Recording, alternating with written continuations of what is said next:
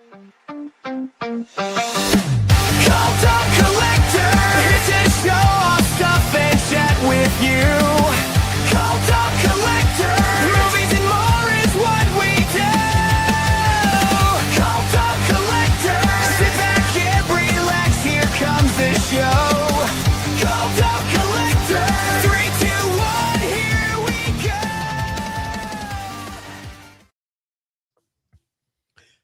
Well, what's going on, everybody? This is Cult of Collectors. It's our disaster night. Disaster night. How we doing, gentlemen? Doing good. Doing good, man. Doing good. I'm going to go ahead and pre-apologize to everyone here that if I start, if I mute, it's because I'm either coughing or sniffing or blowing my nose or something. I don't know if I feel like crap, but I'm here. This is gonna be awesome. Yeah, it sounds stuffy. Yeah, Stuffy. yeah, it's definitely in there. It's definitely in there. The whole house is pretty much Don't got get it. So, that mucus yeah, it's good thing times that over going here. on because I still have a little bit of that. All right, this thing.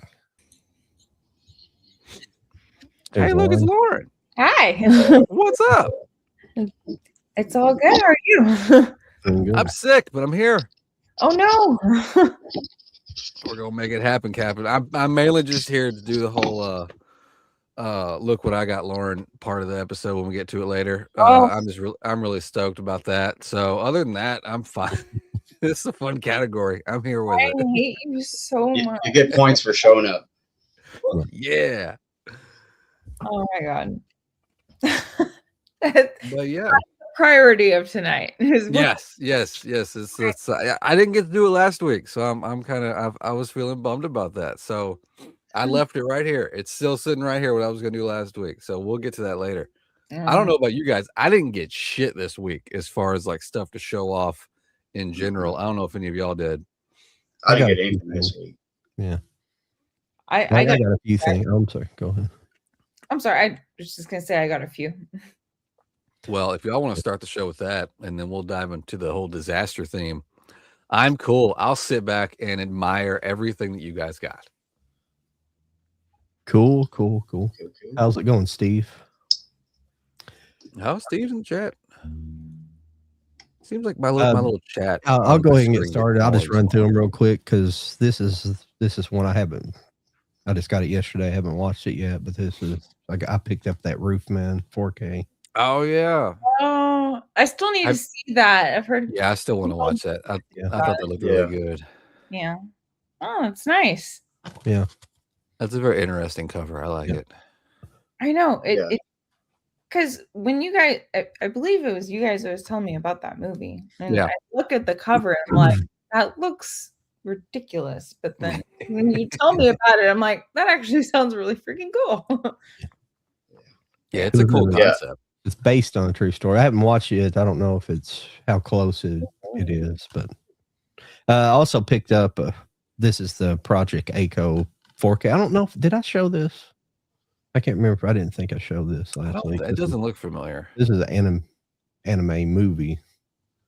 Nice. What's cool about this came out in like 85, I believe, 86, 85, 86, and it has a really great soundtrack. It was it has actually an American pop soundtrack with American. It was done by the American songwriters, and they put together like this kind of girl group to do the vocals and things for it because they at the time in the 80s American pop music was really big, and you can kind of see in the decades following that how much influence American rock really had on the Japanese music scene. So it's great. It's got a really good soundtrack. It's a really fun movie, and I finally sat down and watched some of the documentaries with it, so I know that. But the guys who did the soundtrack are fairly well known now. In those days, they weren't. But I think one of the guys did like a Beverly Hills Cop soundtrack and stuff like that. Did some of the synth work on it, and stuff, different things like that. So it's pretty. Hell yeah, awesome. Yeah, that's cool. The Last of Us. This is kind of something I just kept seeing come up on, like I guess on Instagram, but it's really just these Burn 2 sets. But I picked up that It's Always Sunny in Philadelphia, season 1 through 17. Oh Oh wow. wow. God, that is one of my favorite shows in the entire world. So freaking much. Yeah, Wow. it like I say, these are burn to copies. They're really good. Does that mean like I don't know, like They're like it's like a It's like bootleg. yeah, oh essentially, yeah. Who did that? Was that done by what was the guy's name? Do you know? You remember offhand? I think of the name. I'll be on it. There's a guy I follow on It says Facebook. FXP on it, so I don't I'm know. trying to remember his name. It's been coming up in for a lot of different things. The only reason Has I it? bought it is because I have all the DVDs except for I only have up to like season 13 or 14. Because after season 12, I think they were factory burn data discs. I just call them burn twos, but they're like data type discs. They're But that's cool. They got all that on there. Yeah. You know, Mhm. 1 through 17. That's a lot. yeah. Well, that's all I picked up this week. Lauren, you said you had some stuff. What you got? I did. I was trying to get into the It's Always Sunny question. Oh yeah, go for it. Yeah, I was just curious, like, when you said like burned, does that mean also like the episodes that like Hulu still has, but they like deleted them and stuff? Is that what you mean, or? Oh, I don't know. Not well. I assume they're all here. All the episodes are here. I know what you're saying to the ones that they. I was And, just curious if that's ones- the reason. What like getting burned, or like I'm not perfectly familiar, so I was just curious. Oh no, yeah, they're just it's like a DVD-R, something you can something can be burned like with a home type unit. Mhm. But like Amazon does it too, like some of those. What is I'm sure. what's the classic? Which company is it Is that Columbia? Warner Archive? Warner Archives does that. They after that they'll sell like so many like original pressings, and then they go to like just made to order kind of stuff. You order it and they burn it and send it to you. Yeah, I think at one time a lot of those companies had that line. Like Fox had a like Barn 2 one, kind of like Warner Archive. But I don't think they do anymore. But these sets here it's probably more homemade. Okay, cool. Yeah, I was just curious because there was a whole thing around the time when some episodes got erased from Hulu, and I remember that. when I heard like burn, I was just like, oh, is it like including all of the episodes that they got rid of or whatever? So I was just I love that show so much, and I've seen those deleted episodes, and I still think they're funny. It's like we don't make humor like that anymore. Like, and I just think that it's allowed to be stupid and offensive, and that's the entire point of the show, and that's one of the reasons why I love it. Anyway, so Oh yeah. I love that show so much. I could talk forever about it, so I will stop talking. Move on, rather. So you might recall the last time that I was on, because I missed last week. But I had some steelbooks that were on the way, but they were delayed. It arrived. Very nice. Mm-hmm. She's beautiful. I still need to get that one. I don't know why. Very nice. Very nice. Very nice. Always loved the interior. I'm doing it wrong. I'm doing it wrong. Interior artwork. Oh, it's so pretty. It's one of those movies where like some people think that it's super stupid and some people love it, and I think it's so fun. And I personally really love the practical effects that they put in for the snake. Like, not obviously some of it is CGI, but like the practical effects and stuff like that. I just think it's really cool. And as always, you guys are gonna have to help me. But what's his face with the long ponytail? And we've seen him in so many things, but where he has like he's working on a Cajun accent, but I really don't know if we can agree on it. And he was the one that was trying to direct them like to safety, but it was directly towards like the anaconda. Yeah. That I just really I forget the cast. name. I'm about to look the cast up. Yeah, I mean, I can help, but yeah, Oh, you're talking. he was a really good people love to make fun of the performance, not like actually make fun. Refers to a fake image online. Did that come through? Yeah. Well, I heard it on your microphone. microphone. I thought it was connected to my. Sorry. Yeah, go ahead. Go ahead, Lauren. I was just saying that I thought his performance was really funny and not like some people like to make fun of it, and I just thought it was really funny. It was like comedic effect, right? Where it's like he was malicious, but then at the same time, it was just like, what the fuck did you just say? Was it John Voight? Was it an older guy in that, or was it a younger guy? I can't remember who had the ponytail in there. He was the older, like he was. Here, I'll help you. Was he because was he a Mexican guy or? No, he was a white bloke. Danny Trejo, John Voight, Jennifer Lopez, Ice Cube, Owen Wilson, Eric Stoltz. It was it's John Voight, right? Yeah. Yeah. It's on the tip of my tongue. I can't think of his name.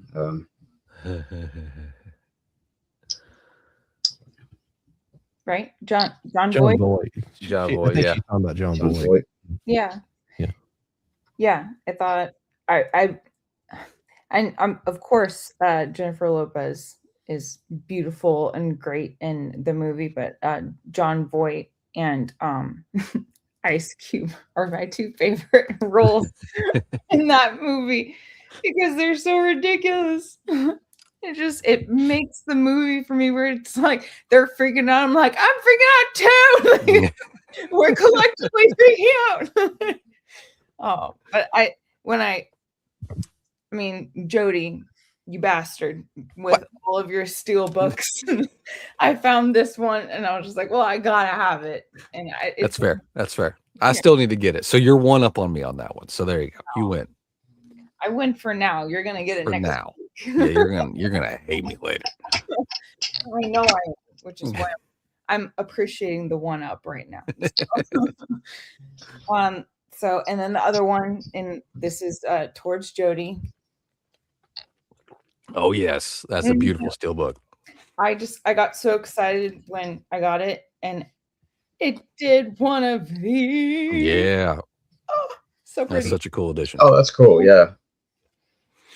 And I love this movie. And when you were like, oh, I got this steelbook, I was just like, nobody talks about Force Awakens. I love this movie. And it has a steelbook and you have it and I don't. I was freaking out.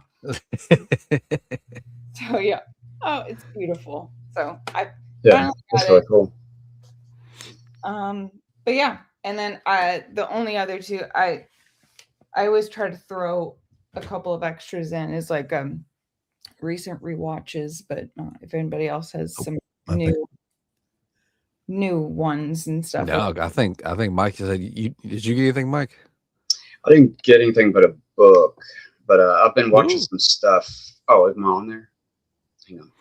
Yeah. Okay.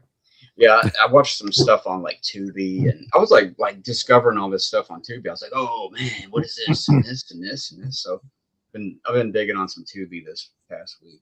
But no. Hell yeah. What is the writing on the back of your new tattoo? When you stuck your arm up, I didn't see that before. Me? Oh yeah, Lauren's getting a whole sleeve. Look at her. And it's not a whole sleeve. Yeah, it's not done yet. There's going to be color and stuff. I seen look like word on there. Text. I feel like I kind of need to do a little walk around. So that's it's from The Last of Us. If you guys recognize it. No, I've never played the game or watched the show. Oh my gosh, you're missing out. So if I may take the floor for just a sec, I will explain quickly. So Last of Us, the first game, is based off of two characters, Joel and Ellie, who are trying to find a cure for a zombie apocalyptic, experience. They go through factions and stuff like that. And it's like Joel loses his daughter like 20 years ago. And so he's like, stone cold to the heart. And then he meets this girl that he has to help out. And like at first he's like, but then it ends up being like a chosen family kind of thing. And then they love each other like father and daughter. And it's just such a beautiful story. And it touched me so much.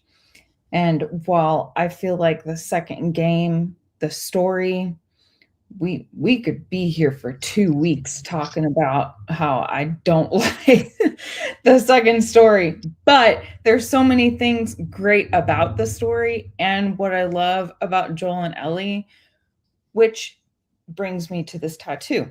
This is the tattoo that Ellie has in the second game. So this right here is the tattoo of the second game. And then, I don't know, it's kind of awkward, but and it's going to be color, so it'll be easier to read, but it says endure and survive. Okay. That's cool. Endure and survive is one of their things that they say to each other, because Ellie at one point finds a comic book in a bookstore and she gets really obsessed with this. Like she keeps collecting them throughout the game. And then that one of the things in that comic book that she was really loving is a phrase, endure and survive. And through a zombie apocalypse, what else can you do but endure and survive? And I just think that that was very beautiful. And so this is a tribute to Joel and Ellie. Nice. Yeah, that's nice. Thank you. I've been wanting it for several years, finally getting it done. So anxiously awaiting seeing the color to it. That's going to be interesting. Yeah, I already have it all planned out, so I'm really excited. But anyway, well, John, you were pushing for this disaster night. Well, how do you want to handle this? You want to do it like one at a time, or Mike suggested. No, Mike, my bad. No, Mike suggested, but I'm glad we did. I'm glad he suggested. I don't want to take all the, but no, I just threw that out there. I guess because that's when I just watched The Day After Tomorrow. Yeah. Because we got all this snow and ice this past week, so we're kind of like survive, and like you just said, survive, and if we can even make it through this, we'll be better people. Yeah. We will do this. But all this ice and stuff, so we were thinking, hey, that's another end of the world icy, snowy movie. So we watched that. Had me thinking about other stuff, other disaster movies. Oh, of course. I mean, I could pick a couple. Are you gonna suggest? Oh, me? Yeah. Oh, well, I don't know that one. And then off the top of my head, the early to mid 70s, there were all those airport movies that kind of inspired Airplane later on, which are, some of them are pretty good. Some of them are just ludicrous, like the one where the plane goes underwater and they have this capsule of air that's running out, and Jack Lemmon of all people has to kind of swim out through this airlock on a plane, and he saves. I don't know. It's crazy, but it's a lot of fun, and highly recommend that one. Kino just put all 4 of them out on like a 4K package or individual. What's the name of that one you were talking about? That one is like the third, I want to say. Gosh, it's airport. Like there was airport, and then there was airport 70. You know what I'm saying? Like 70 something, 70. Yeah. Yeah. And then the last one is called Concorde or something, which has the Concorde plane in it. Yeah, I knew there was one called Airport, but I didn't know there were sequels to it. Mm-hmm. Yeah. Pretty cool. Yeah, that pretty much inspired the whole Airplane, joke movie parody. I'm curious if if you're comfortable sharing what state or what have you with your weather conditions. Up in the bluegrass state of Kentucky. Kentucky. Kentucky. I'm in We just got electricity last year. Yeah, right. No, just joking. Me and John are from the bluegrass state. Yeah. Whiskey, horses, and yeah. I was just curious because I'm here in Texas, and Oh yeah, yeah. It slips out every once in a while, and I have to beat it back in again. But yeah. And I have like Instagram friends being like, wait, it's cold, but I thought you were in Texas. I'm like, yeah, like it's butt fuck cold up in here, and I've got inches. We all got it. Sometimes I'll say code instead of cold. You know, like, Cold. man, it's cold in here. outside. You had to translate that for me. I was like, wait, what did you say? It's cold out here, boys. It's cold. Well, use it in a I don't. Hey, Really Jody's good from to my Tennessee extent. now, I know right? it's sick. I don't hear it anymore on here, but when I first started recording videos, I could definitely hear it. But I've always known I've had it, so, because I'm from Eastern Kentucky, and we really got accents here. I love accents. I always think. I'm more of the center, I guess you could say. So the biggest thing, if I go to Taco Bell or something and I need fire sauce, I have to make sure I say fire and not far. Far or sauce. fire, this and that fire sauce. Because some of it just comes out. It's like saying Louisville. You know, everybody says. I hear people this name from. I try to say Louisville because that's technically how it should be spelled. Or it should be pronounced. But Louisville. Yeah. Louisville. Yeah. I just say Louisville. Yeah. I So mean, there's like a billboard. Up, yeah. There's a billboard in Louisville, and it has like 6 of the different ones where you can just saw the pronunciation. I guess for tourists and stuff to come in. Do you guys wash your clothes or do you wash your clothes? I wash my clothes. Yeah. But hey, man, I know some people in Tennessee, man. They got some thick. Oh yeah, I'm surrounded by them over here, man. Everything. I think Kentucky gets a bad rap. It's really Alabama we should all be focused on. Yeah, for sure. Focus over there. 100%. No, I wash my clothes, but when I'm trying to be funny, I whoosh my clothes. You wash them? Yeah. Like I actually have been I updated an app where I'm like working on my Spanish a little bit, and I was reminded of what bus is in Spanish, and it's autobus. Every time I have to say it silly. I'm like autobus. That sounded a little German though. Like a German accent. The app took it. I don't know what to tell you. They're clearly the one in the right. Yeah. But yeah, it's funny. I don't know how you're born with it, or like, because everybody around you, like, you don't really pick up on it. Like, man. Yeah, it just sounds normal to you, and then you go elsewhere. Yeah. That's one of the things that I found fascinating, falling in love with Harry Potter so early in life, and then falling in love with the UK, where it's like they say "water," and then they come over here, and it's like, "You want a what?" What? And but even in the UK, there's like all those different regions. You know, you got the North Country, which I can't understand anybody, and you got Scotland and stuff where it's just thick. Okay, you drive 15 minutes away from where you're at, and there's a completely different dialect. It's crazy. Mm-hmm. It's wild. Tiny little island. It's funny. Yeah, how it works. Yeah, dialect is very interesting. Some of my favorites here in America are the northern accents, like Wisconsin. I can't stand Boston. I'm sorry. I can't do accents right. I can't do Boston. The Boston accent. I was like, how can you date a girl from Boston? I can't get on board with any of that. It's a lot. Tell us about that. Tell us about that. You want me to tell you about that? Yeah. Let's get this out on the table, guys. You don't have anything that you got new? Go ahead. Tell us about That's cool. Look. Mike brought up day after tomorrow. I'll show off my day after tomorrow. It's quick. Your deflection. Quick quick and deflect. Look, I Yeah. pulled Day After Tomorrow. Look at how pretty it is. Yeah, It's it is one of our best modern day button, sir. disaster movies. Thank you, thank you, thank you. And we move right along. Yeah, Oh, that was yeah. good. I did want to show you guys something. I didn't realize I'd had rebought The Day After Tomorrow. Oh, no. I already had it and then I bought it again, but I just was noticing when I picked them out of there, they're two different Blu-ray versions. You got this one, it's more just kind of like a regular version. Yeah. Mhm. And I mean they're both basically the same, but this one is just a little bit different. The case. Oh yeah, I've always loved that I like poster the best. Yeah. Mhm. Oh yeah, it is a different poster art, isn't it? Yeah. I didn't pay, but it's got like it's got all the different writing and stuff. I had this one looks like the older version of this. Yeah, the original. I remember seeing that. Well, and the discs are different. That one's got that blue. Yep.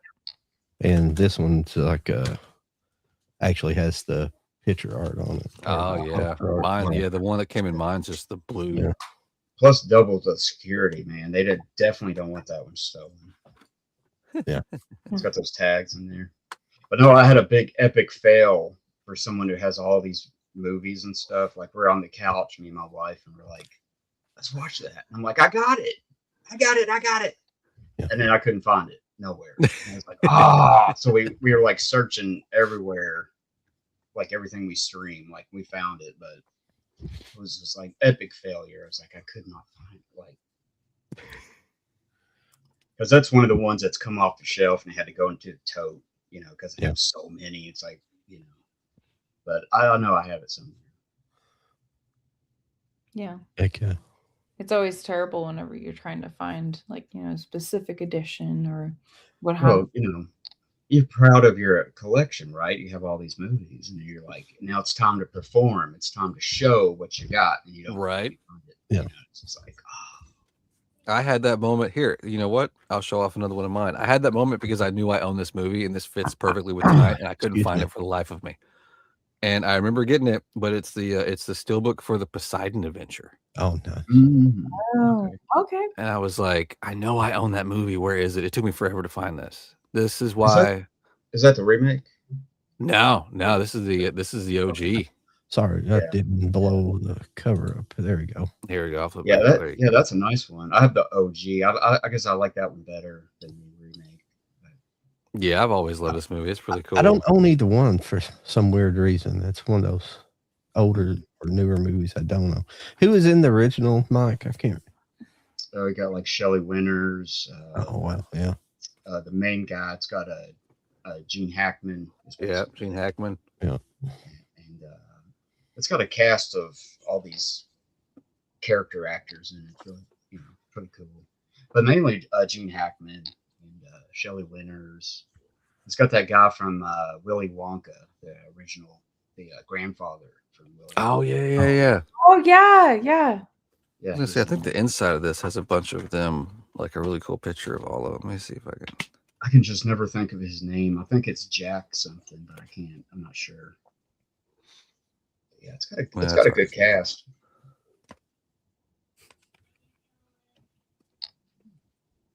But yeah, I've always liked that one a little bit better.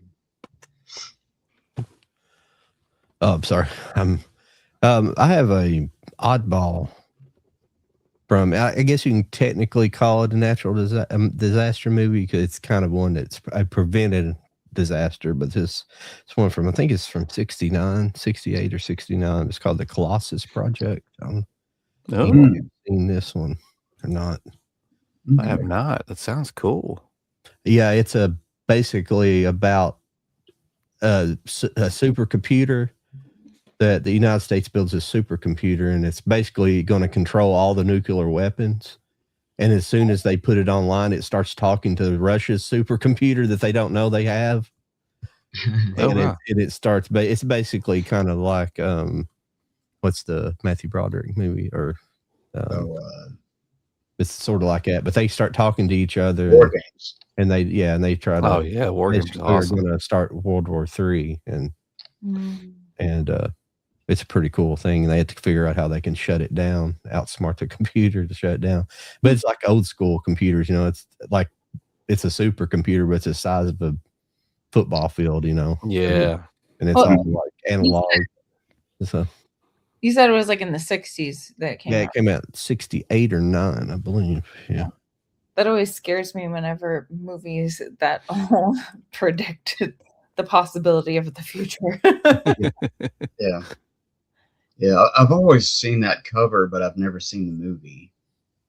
So I'm aware Yeah, it of was a good one. I found out about it several years ago somewhere, and I was like, I have to check that out for sure. Mhm. Yeah, it sounds very familiar, but I don't think I've It's seen it. technically not it. They prevent it, but it's one of those that could be, you know, kind of Yeah. This can kind of could happen. Kind of I like wanted this. to mention like Fantastic Voyage. You know what I'm talking about? Where they shrink all the people down and Yeah. they have to save the president because he's got some kind of poison or something in him, and they shrink all these people. It's got Raquel Welch in it, and I mean, is that a disaster film? I mean, they're trying to save the president. What year do you recall? That one's like 66. Okay. Okay. Another. Okay. Yeah. Go ahead. Hello, Movie Hunter. Let's see in there. Movie Hunter. We missed you last week, man. Movie Hunter. Hunter of movies. The Hunter of movies. Some of those 70s disaster flicks had to cast that would have been home on an episode. The Love on the Love Boat. Odd mix of Hollywood and contemporary stars. Yeah, a lot of those the 70s were kind of the beginning of. Well, no, it wasn't the beginning of those, but they had a lot of the. I was thinking about this. They had. I call them like celebrity cavalcades. You know, like Towering Inferno. Yeah. Here's one I had from. Here's one I had from '74 for Earthquake. Oh yeah. Oh, that's a good one. Yeah, I have that one too, but I don't have. Is that like a steelbook? Yeah. Yeah. I just got this. I think it came out last year, I think. Yeah, I got one of those multi-packs. It's got 4 movies on it, DVD, and that's on that one. There's a Roller Coaster. That's another disaster movie from the 70s. Roller Coaster. Yeah. Oh yeah. Yeah, this is what I was trying to get the. Oh yeah. The font on the poster I made was kind of generic, and I was trying to get it to do this, but it's not a font style. It's just how they made it. So if I should have loaded this picture in and got it to do that, but that's what I wanted the Cult of Collectors to be like on there. Wiki. So it just that movie the other day, I heard something about it when they released it. It had a special stereophonic sound of some sort to get people in to watch it. I forgot what it's called. You know what I'm talking about? No, I know exactly because where I used to do sound. I didn't know that this. They made a God. I can't remember the name of the company now, but they made a bass bass cabinets for the theaters, and they were in a. You know, you have like you get your bass from the bass speakers. That they made them where they were called a scoop style speaker, where you have a speaker that there's different styles, but they basically have the speakers like in the top, and then it's got like a scoop that scoops down to the bottom, so it collects. It's because your bass is mostly pushing air, so it pushes that air down the bottom, so you're getting extra bass out the bottom and out of the speaker. So, and they designed them specifically for that movie. But they got, I guess they got sold and circulated around, and a lot of people had them in like clubs and things like that. Yeah, I'm trying to look up what it was called. I forgot how they described it. I'm pretty sure it's Earthquake. I'm pretty sure it's that one. Gosh. Let's see. Oh, I had this one as well. This is a good one. This is another. It was a disaster prevented movie, but this one's kind of too good not to show. This is the Andromeda Strain. Oh yeah, it's good. Ooh, Oh yeah, I should have that too. I think I do. I didn't even think about that movie. I love Arrow copies too. That's really cool. Oh yeah, they do amazing posters and cover arts. Yeah, this is a good one. That's where they're Basically, trying to like shut the town down because of all this. Something was released. I don't know. Was it airborne? It was like a virus. well, it takes place in like an underground, like a virus research facility, but it's like underground, and like they just about released this like sent like a super virus into the world, but they prevent it from happening at the very end. I think I got the answer. It was called Sensoround, like sensual round, and it was made by Sur and Vega. Yep. Yeah. You're Large correct. speakers. Very nice.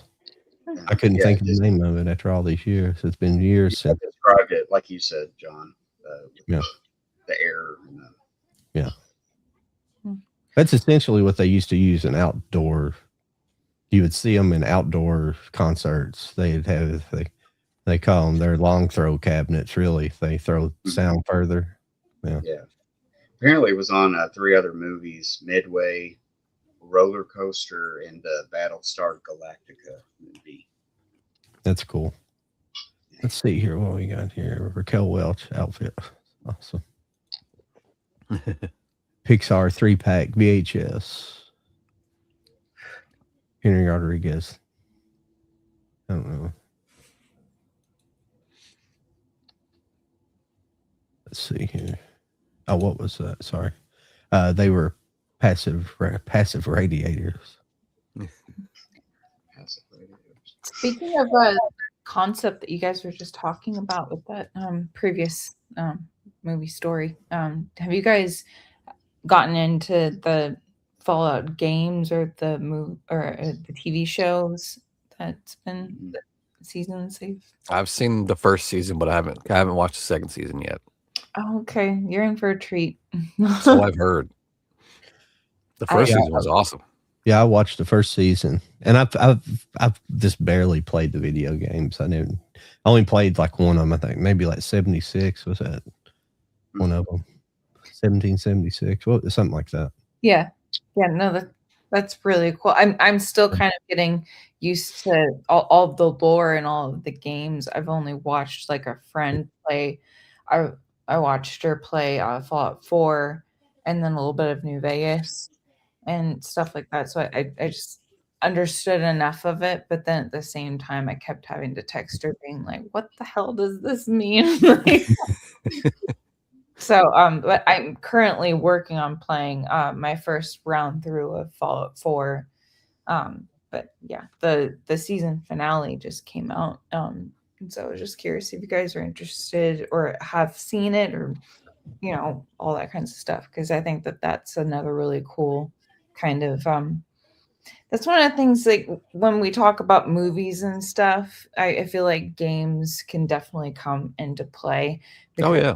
They're telling stories, and and that's one of the reasons why I brought up Fallout, the TV show, is because I feel like it demonstrates that there's passion and love for the source material, and when you can tell that that's there, that deserves to be appreciated. And so I definitely, I was like, Last of Us, I feel like the TV show is a little bit preachy, and it doesn't really go with what I know the first game to be.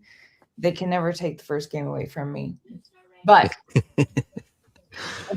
I think they do Fallout really well, and so that's why I always like to try to bring that up when we talk about post-apocalyptic stuff, because I think that deserves its attention. And there's so many games too, right? And Bethesda is excited about doing Fallout 5 here coming out soon. So I'm a gamer too, guys. I just like I like to talk about that kind of stuff too, where it's like when is Bethesda gonna do this? Like, I'm also waiting for the next Elder Scrolls, but let's talk about that later. I'm like, yeah, definitely zombie movies are definitely like 28 Days Later. It's definitely considered a disaster movie, and a lot of the others would be too. Oh, of course, because Well, here's a question. Oh, sorry, Lauren. I was going to ask everybody what's the best movie based on a video game, because a lot of times they don't register as a movie. You know what I mean? The best video game into a movie. Is that what you said? Yeah, like the movie turned out to be good, you know, as opposed, you know, like what do you call it? Gosh, one of my sons saw Markiplier. I can't even say his name. His submarine movie this week, and he told me it was based on a game, and I was like, I had no idea, of course, because I'm an old man, but I don't know. He said it was good. Super Mario Brothers. I'm talking about the newest Super Mario Brothers, the animated one. Yeah, but if you want to be more specific into like actual live action, you know.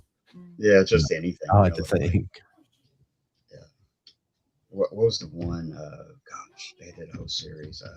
Yeah. I can't think of the name of it. But you know, some of them didn't do good. Like you just didn't translate very well. No. Wasn't there one, like, what was it called, like Max Payne or something like that? Yeah, there was one for that. Yeah. Yeah. Yeah. I feel like what's unfortunate is that you remember the ones that were terrible more than the ones that were good. Yeah. Oh yeah. But yeah. Well, yeah. Apparently, Iron Lung is based on a video game that I can't think of the name. Like because you had like Street Fighter and all that stuff, and yeah, so you know, and yeah. even though the way I always look back at like the '90s Street Fighters, it seems more.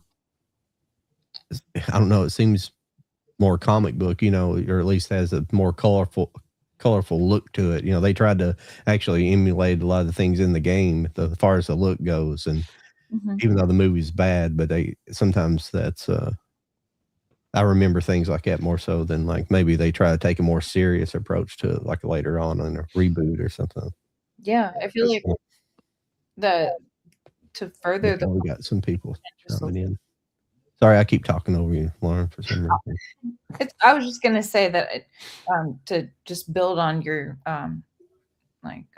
question, Mike. I think that not only just video game, but also, you know, like comic book, graphic novel, that kind of stuff. So like for me, 30 Days of Night is definitely one that I think is a beautiful depiction based off of the graphic novel. And then Scott Pilgrim versus the World. I thought Edgar Wright brought that to life beautifully. So that would be my contributions to that kind of conversation. Yeah, I always thought Sin City registered pretty good. And yeah.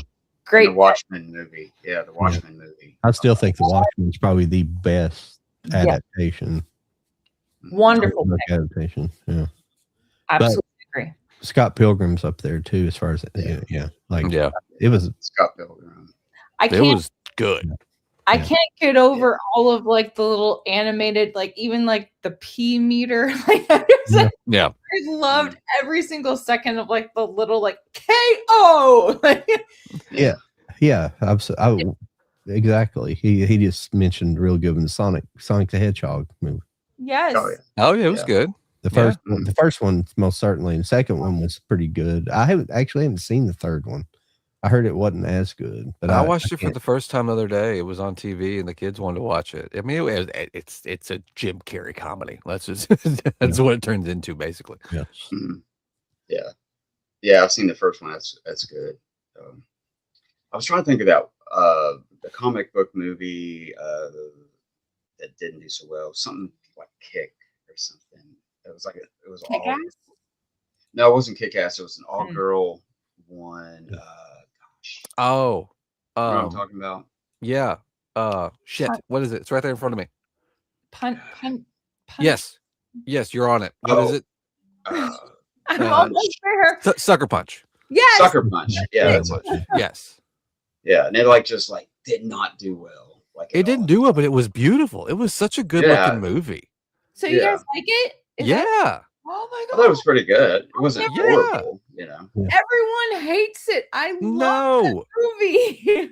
It's all right. Which, granted, I think, and I might be wrong with this. I think the people that hate it are like the people that were like hardcore fans of the comic book, and I guess it took some different directions, but I just came at it as a film itself because I'd never seen the comic book, and I thought I mean it was beautiful looking. The whole movie was I loved the like in and out going between the two things, and it was I thought the movie was great. I haven't watched it. I want to watch it again. I hadn't seen it forever.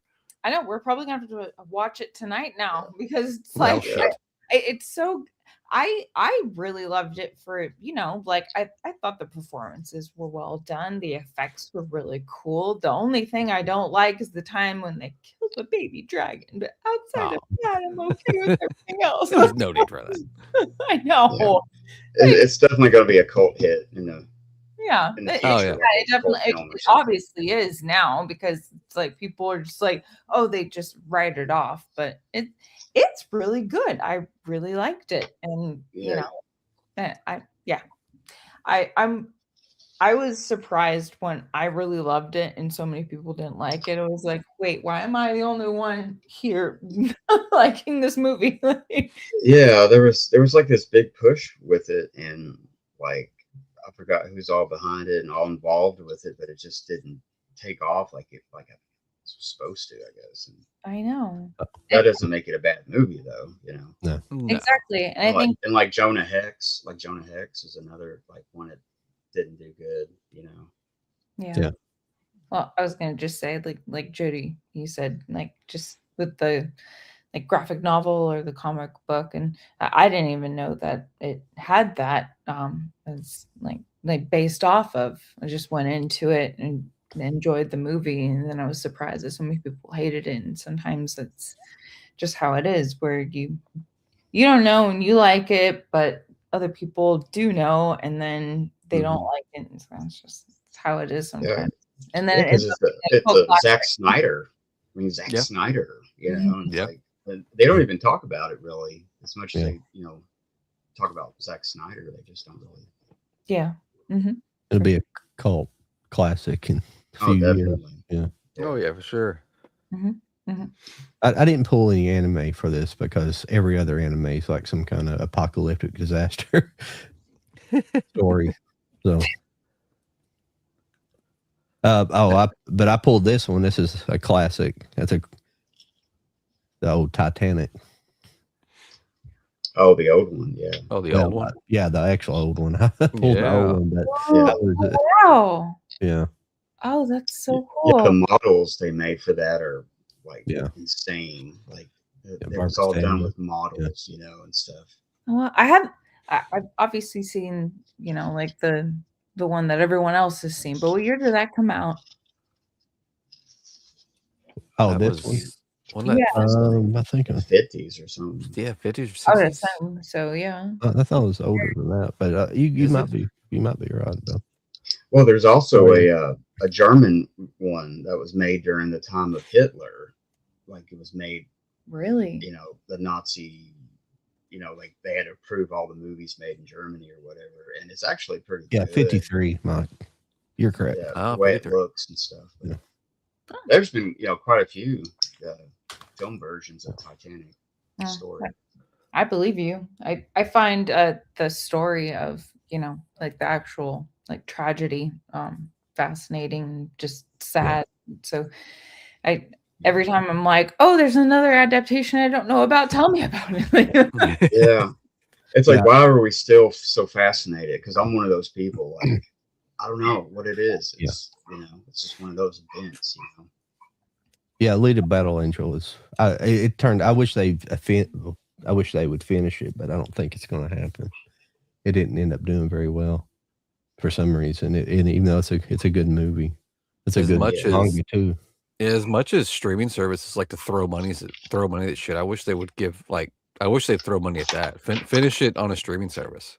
Make it like a story of that 6 or 8 episode conclusion. Yeah. I mean, they throw money at everything. Just go ahead and finish that.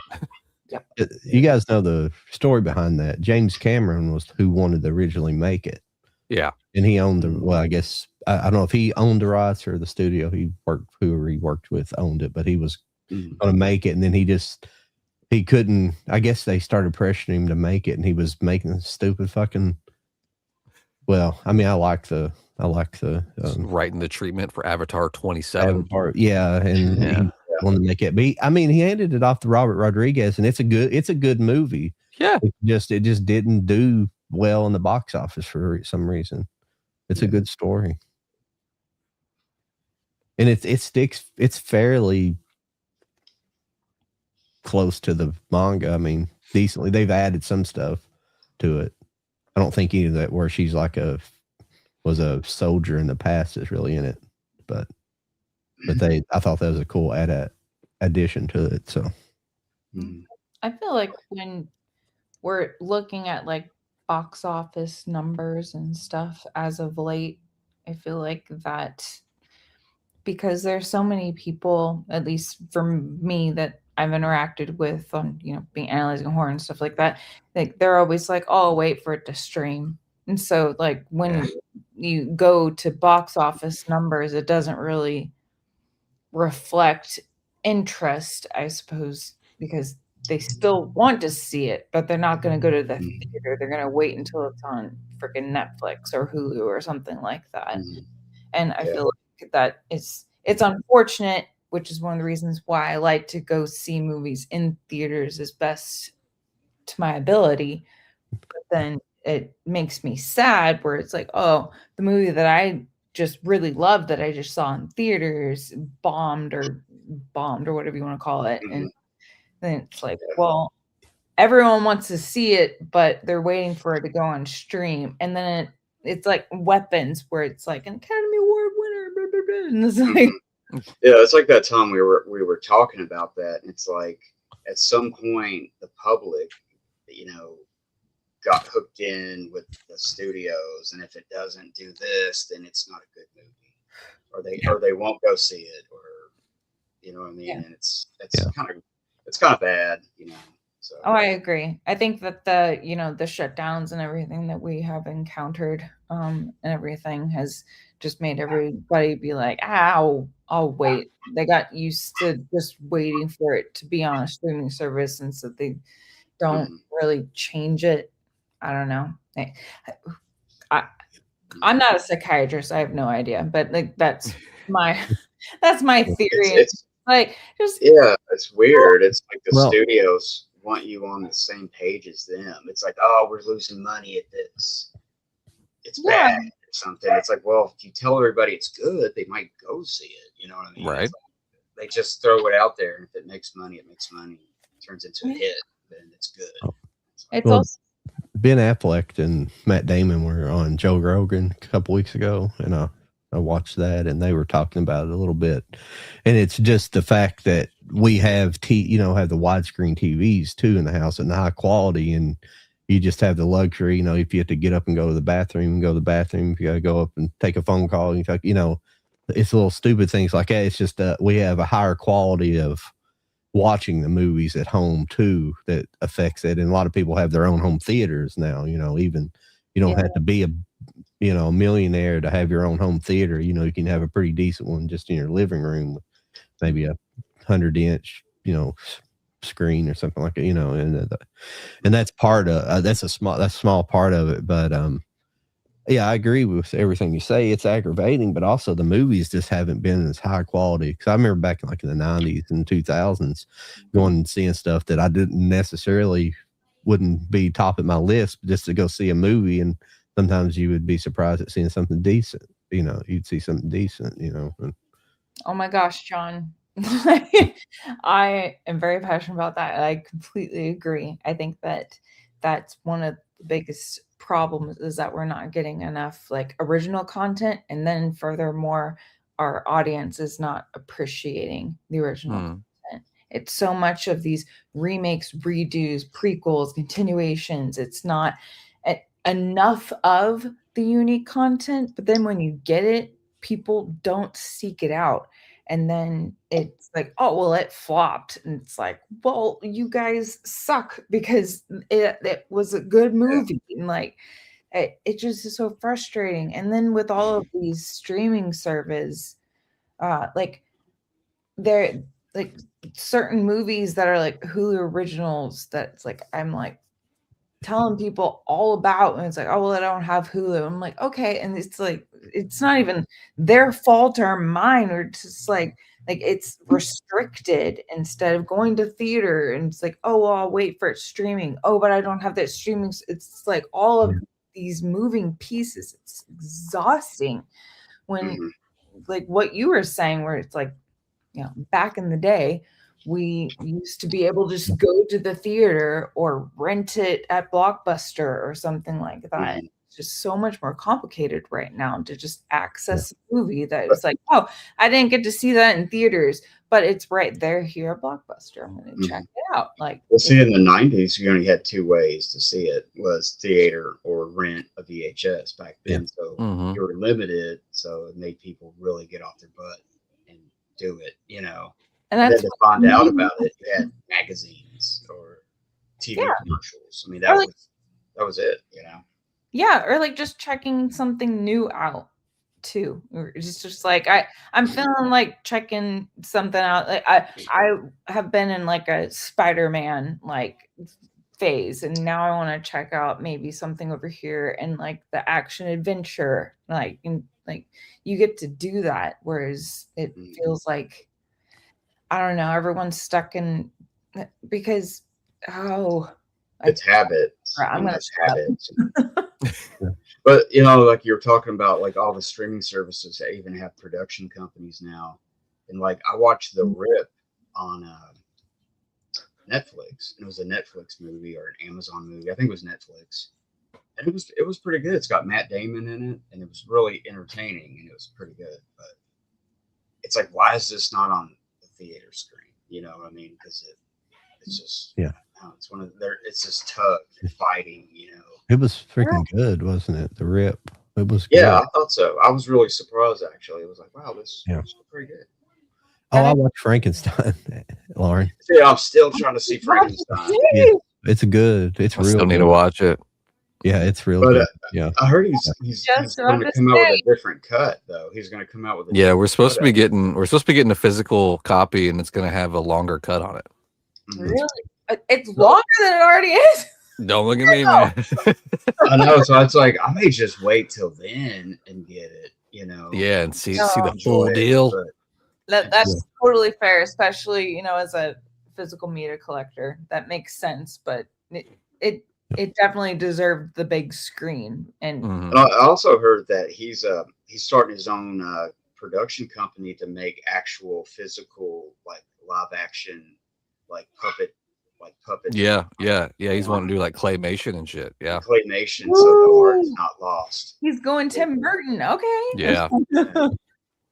I have a lot of respect for him. I mean, just on different levels. He's trying to do it, man. He's trying to, if more people could do it, like he is incredible.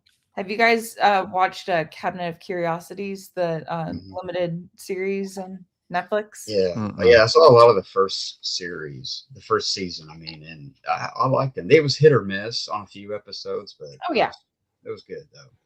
There are some that aren't my favorite, but then there are some that I go back to every single time just to watch that one episode. It's really good. You guys that you haven't seen it, that's your homework for tonight. All right. Which one was it? Cabinet of Curiosities. Yes. Is on it Netflix, right? Netflix. Okay. Netflix. I haven't seen that one. Yeah. Is it like horror or? Like it's like anthology. Like anthology story. Yeah, it's Guillermo del Toro, so it's like like noir, like kind of thriller horror-esque. It's basically like the old type anthology movies, like Tales from the Crypt. Exactly. Yeah, anthology as well. Yes. I remember when it came out, and then it just kind of like went out of my memory that I needed to watch that. I just never did. I know, and that's what's so sad about these great creations, that they just, I guess, they get promoted, but not enough, and then they just fly over people's heads, and it's not that person's fault. It's just doesn't. Yeah. Well, I'm glad that he's doing everything he's doing, because he's he's got his hat over here, he's got a hat over here. He's really doing it, and a lot of it's successful. So. He's like, I haven't seen Pinocchio yet, though. I haven't seen his version of Pinocchio. Oh, it's brilliant. It's quite good. I think you'd like it. Yeah. What did Kevin Costner do? Would they consider him killing off the comedy or killing off the Western? Excuse me. No, what was that last thing he did? Yeah, that last thing he did, and it was really good. I thought, me as a Western fan, I thought it was really good. It's supposed to be 3 parts, and it looks like we're only getting 1 right now. But I think they're all filmed already. That's what he went and did. And he walked away from that TV show to go do it, wasn't it? Yeah. Yellowstone. Yeah, he walked away from Yellowstone to go do whatever that was. Well, right now there's some allegations against yeah. him or something. So who knows how that's going to play out? But that shouldn't. Against Kevin, not Kevin. I'm so withdrawn from modern television. It's so bad because that's the like Lauren was talking about. You have all the different streaming services. Like you have one show on this one, and this one. Like my parents have been trying to. They wanted to watch Landman or something like that, and I've heard Landman's really good. Their stuff because I could get it. So and my mom's they've had DirecTV forever, and it costs a fortune. They just where all the streamings come along, they just jack their prices up, and I was. Like I said, well, you're still going to pay quite a bit, but you'll pay less than that. But I was trying to get them. I was like, well, just try to get like Hulu and then add-on packs. That's what they eventually did. So yeah, like Paramount Plus and added on to it. For older people, it's a mess. Yeah, that's like my dad because he's got a not DirecTV, he's got the other one, and but he's like one of those local. He wants to watch the local channels and stuff. I keep telling Dad, it's like, well, I used to tell him cut the cord, it'd be cheaper, right? But now that we have all these services, it's like, it's not that cheap anymore. Yeah, I was about to say, back in the day, it was like, oh, it's cheaper to just cancel cable and do Netflix, and now it's basically the same thing as cable, if not even more expensive if you want to get all of the services. But I think older people they want to see the news. They want to see the local stuff. Yeah, no, that makes sense. And it's like, okay. But then it almost makes sense now that I'm getting older. It's almost like, oh shit. I watch certain things and that's it, because I can't watch everything. I've tried it. It's just, it's impossible. Oh, I totally too much variety. I feel like I do my best, but then I'm like somebody like either on here or like whatever. It's like, have you tried that show? And I'm like, it's a what? Like, I have no idea. Yeah, it's like, oh man, that means I got to take out another streaming service. I know. It's like, I'm signing up for that. And I'm also not doing ads on Tubi. I refuse to do that. I might as well just get cable back. That gets really annoying. Yeah. Now Tubi does that. Hulu, so if you paid more for the non-commercials, half the stuff still had commercials because it's anything tied to like a major network still has commercials. It's only like their original stuff or like maybe like older TV shows they have on there that won't have commercials, but like pretty much anything you watch will have commercials. Yeah. Peacock Plus still sometimes gives you commercials like amongst a movie. I remember I was trying to watch the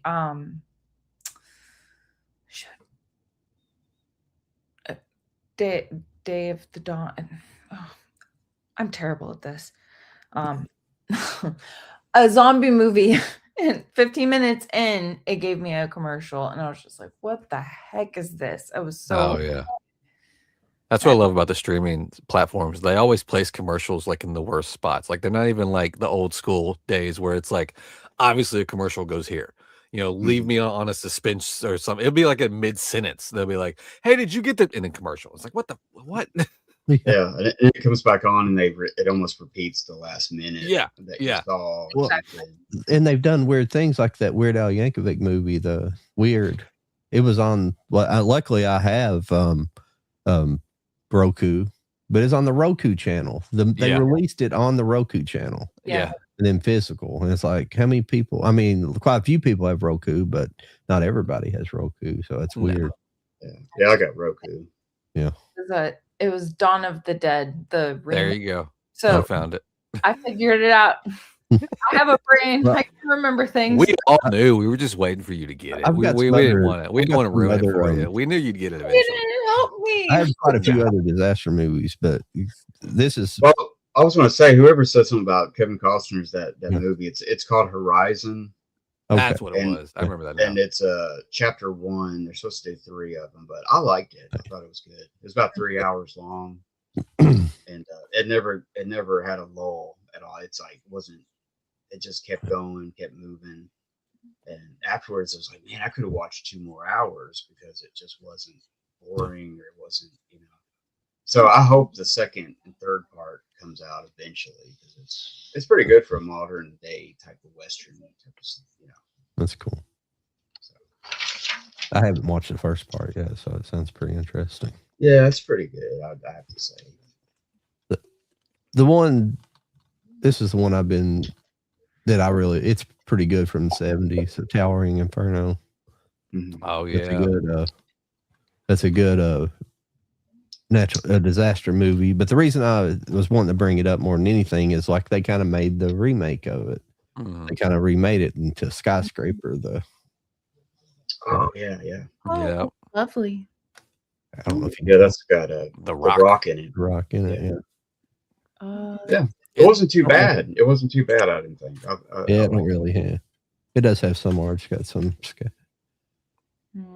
that's cool. Yeah.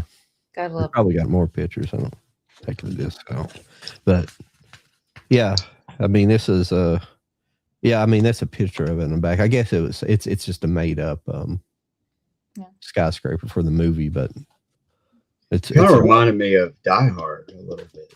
Yeah, I don't know, some parts of it, I guess, remind me, because he kind of has a mission to save the place and save everybody, kind of like Bruce Willis did. But I think it's on fire too. I think it catches on fire, and he's gonna get people up. Oh, I was just thinking, did you guys watch that? I always had to force myself to watch that kind of urban climbing people. But that one guy, guy that did that documentary several years ago that won it was called Free Solo. He's a rock climber. Oh yeah, the one that did the live climb on Netflix. Yeah, he did. He climbed the Taipei 101, that building. Yeah, that was stressful. Taipei, not Singapore, excuse me. It's in Taiwan. But he climbed it free with no ropes, nothing. He climbed the side of it. Yeah, that was wild. Yeah, that face right there, Lauren. That's what you had been doing for an hour and a half. That's how long it took him to do it. And they did it live on Netflix. Live. So if he would have fallen, it would have been like But I'm gonna tell you, if you even for me, I'm kind of queasy even watching high stuff, but the way they shot it, it wasn't shot at angles that really turn your stomach. No. They did a really good job filming it. But I mean, but multiple times he would take the hardest way. Like, why would you do that? You're so far up. Like there's literally like a ladder of windows over here. And he's like, no, I want to go climb out here and do this thing. He's just being cocky.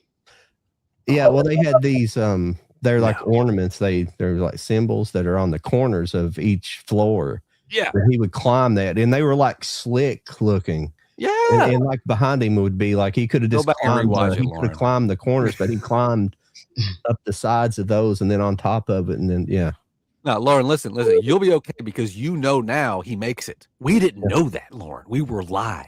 And we were live is even worse. But yes, oh my god. Well, there's one called Free Solo too. My problem it's the same guy. This person chose to do this in the first place, and then you were live. Yes. He even every time he gets he gets over one of those big things, he'll just stop and stand at the edge and wave at everybody. Oh! I'm like, why are you doing that? Why are you doing that? It's like those people that hang off of gigantic buildings and be like, hi, I've got a tripod in the other arm, There's one part. There's one part. What building is it? Oh, I'm sorry, Jody. No, you're good. There's one part when he gets to the top and it was just super rude. But he like wrapped his leg around something and then just leaned back with no hands, just to put powder on his hands. He's like almost at the tippy top, and he's just Yeah, what building is it in New York where they got the floor where you can look down? You know, they got the glass you walk on. Is it the Empire Isn't State that Building the where you can? oh You, no, can, you know what I'm talking about? yeah.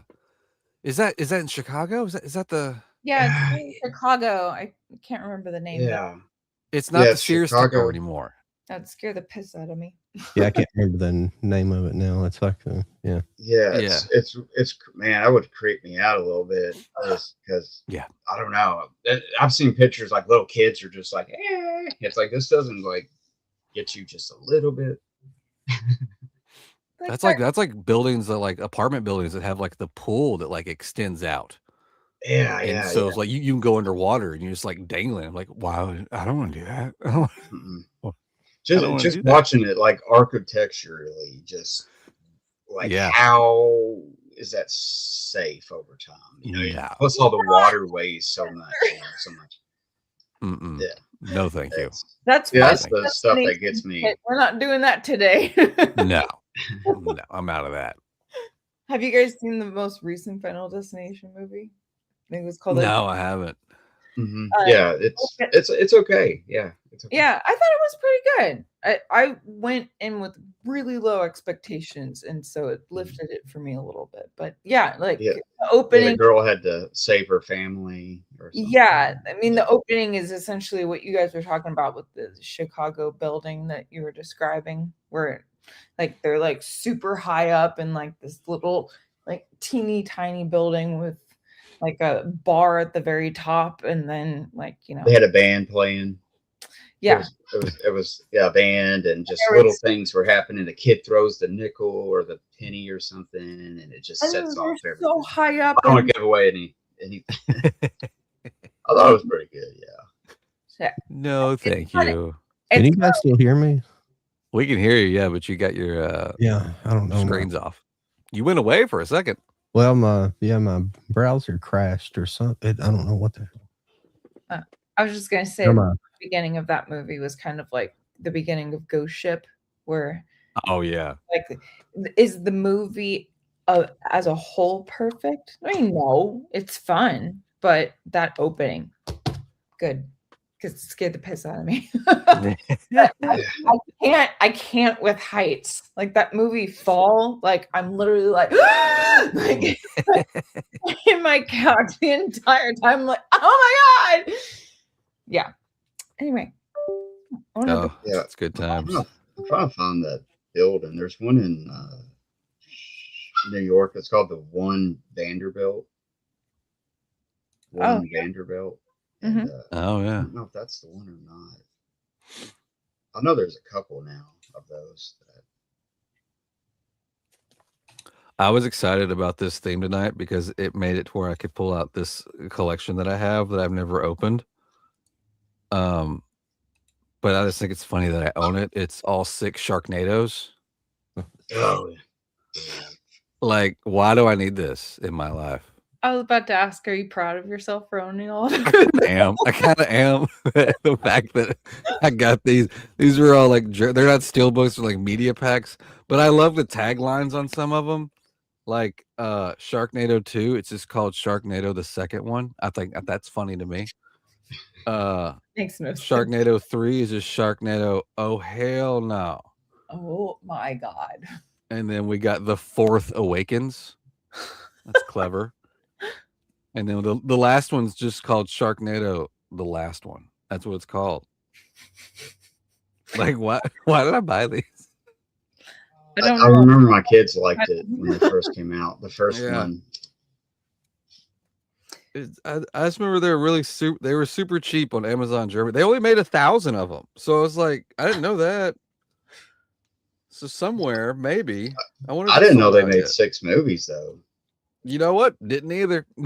Didn't either. You got them though. I got them. They're mine. Hey, John's back. Hey, John. Finally. had to completely close out the window. I don't know what happened. I went to try to get a picture of Taipei 101 that completely crashed my. I don't know what the hell. Oh, don't type that in. They're coming after you. But that was the tallest building in the world at one time before the Burj Dubai. I think. And he just climbed right up it. Yeah. You should go watch it, Lauren. You really should. It's really not that. It wasn't that. It wasn't like fall. It wasn't like the way they filmed it. No, they had a guy going. It was a crane with a wire, and like his like partner was like on the wire, so he was like next to him the whole time. Yeah. Like why? I don't know. I would have done the whole thing with drones. I don't know why we had to send a guy on a wire, almost like he could only go so high because the cranes couldn't go to the tippy top. But he was just with them the whole time, just sitting on like a piece of wood and a wire, strapped in with his camera. They would talk to each other. They were like, "Hey." Oh my God, that's crazy. I'm like, why couldn't we do this with drones? Like, you could have sent up multiple drones, just follow them up the whole time. Yeah, get like the best of the best in drone technology. Heck yeah. Then we could have done like a swoop down from the top of the building down. They probably would have gotten two. They probably risking hitting him, and he would have fallen. But honestly, that's what we were all tuning in for. So it's like, well, it's not working right. I'm sorry. It keeps hitting me in the butt. I'm sorry. I don't know what's going on.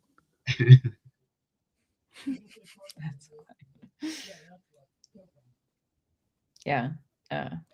As we have established, heights is definitely a thing for me. So that's why I mentioned the movie Fall and stuff, where it's just like, oh my God.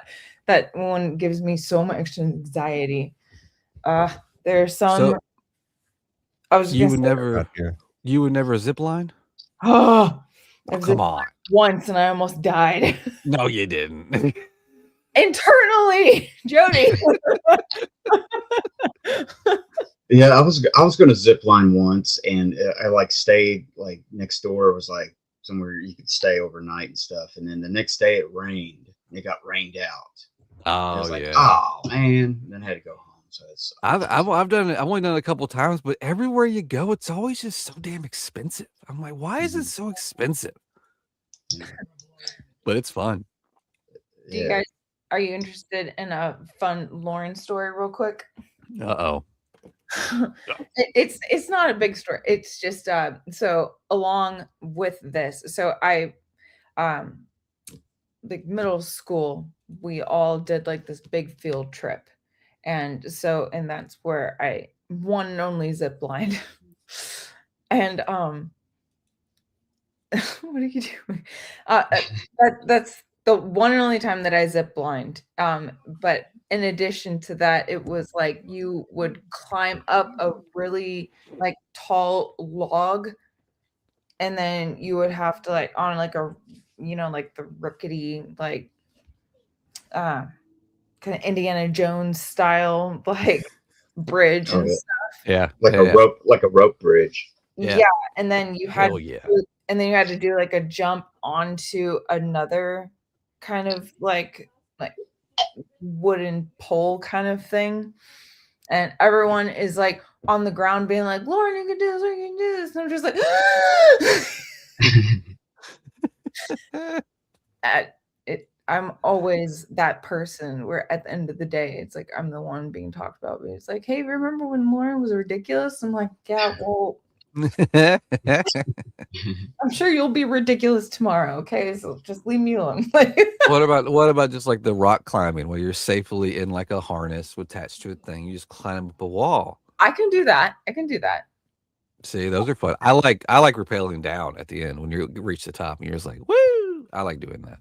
As long as you have safety, but you were just talking about freestyling it and not you. I would never do that. Yeah, I'm saying that I could never do that.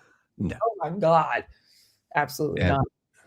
When I was 20, I was set on I was gonna go skydiving. I don't know what got in my head, but for years I was like, I'm gonna go skydiving. And now that I look back at it, it's like, whoa, what was I thinking? I don't think No. I would do it now. But I never want to do that. There's no reason unless there is a reason to jump out of a plane. I'm not jumping out of a plane. Yeah, Okay. exactly. But Or there are those what are they? The suits that like make you Oh, the Oh, swirl yeah. suits. swirl. Yeah, And then it no, turns into a parachute. That makes me no. that yeah, would be I've seen that. cool. That would be such a cool experience. But I would be like, knowing my dumb ass, I'd probably pass out halfway down and then I'd fucking kill Yeah. it. You can't do that because if you turn your head the wrong way at the wrong time, you're just gonna just go that way. No, Yeah. Or I would just like you would panic so much, where you'd just be like, oh my god, what do I do? And then you forget that the parachute thing is right there. And Yeah. that's why if I ever, and someone would have to pay me to do this, by the way, but if I ever did something like that, it would be like the skydiving thing where like you have a buddy on the yeah, on your yeah. like Mhm. so that they if I panic, they'd be like, we got you. Like I need somebody. Like, It's like you black out, you pass out. Like, I know. Or I can't think of his name. That guy that does Nitro Circus. I can't think of that main guy, and I can't think he was one of like those Jackass guys. It's not Jackass. It's a different guy, but he jumped out of a plane without a parachute. No, what? Yeah.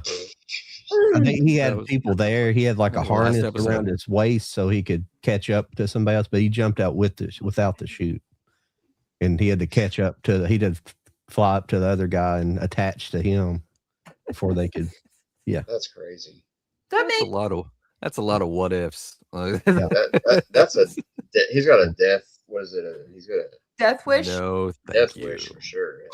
I just want to say, Steve, thanks for mentioning the Avalanche, because I have seen that, but I don't own it. It was they did well. I think I have it on my computer somewhere, but it's they did it on well, it's not Mystery Science Theater, but the other one, the Riff Tracks. Excuse me, Riff Tracks did it.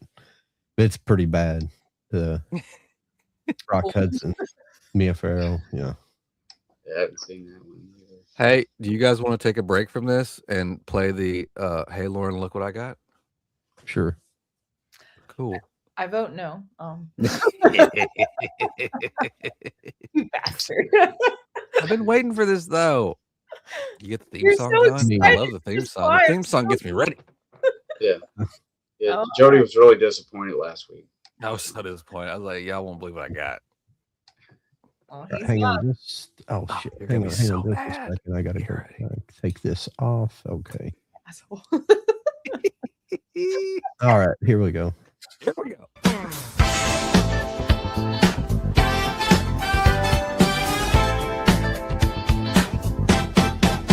It's time to play a little game where I show Lauren some fun things. It'll make her mad, I guarantee, but it'll be fun for you and me. It's time to play. Hey Lauren, look what I got.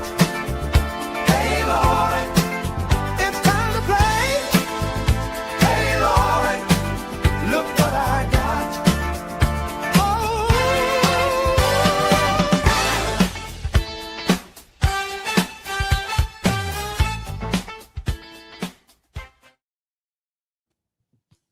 Yeah. That's the only reason half these people are here. All right, listen. This is how committed I am to this. I never open these, and I open this just for this. Okay. I don't open these. But I got this one click from Manta Lab for Sinners. Have you seen this? Fuck me. You see this? It's Oh really cool. Look at that. Pretty. Look at that. It's super matte, and the image is really cool. The back of it. I love There's that poster. The back is like super glossy Yes. Oh my god. of them dancing. That's really cool. Show the inside. I'm gonna listen. So there's 3 editions in here. Okay, we're gonna open. I'm only gonna open one of them because all 3 have the same thing inside. So let's just hang on. We're gonna bust this open. This is complicated. Hang on. Oh God, there's microphones. Hang on. Okay, so ooh, they come in. I forgot. This has been so long since I opened one of these. I forgot how they come. Excuse me. Thank you.